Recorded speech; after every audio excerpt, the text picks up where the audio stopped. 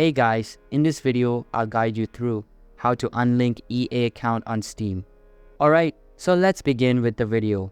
To unlink your EA account from Steam, you'll need to use both your web browser and your Steam client. First, open your Steam client and make sure that you are logged into your Steam account and your EA account in your web browser. Open your web browser, such as Google Chrome, and navigate to the store page for Apex Legends on Steam. Scroll through the page until you find a redirect link that takes you to the official website related to Apex Legends. Once on the EA website, you should already be logged into your account. If not logged in with your credentials from the EA website, go to the Account Security or Account Settings section, which can typically be found in the Account Management or Profile area. Look for the Connections or Linked Accounts tab.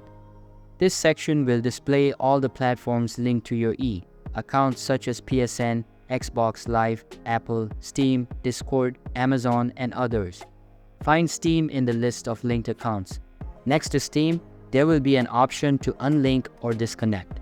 Click this button to unlink your EA account from Steam. Confirm the action if prompted.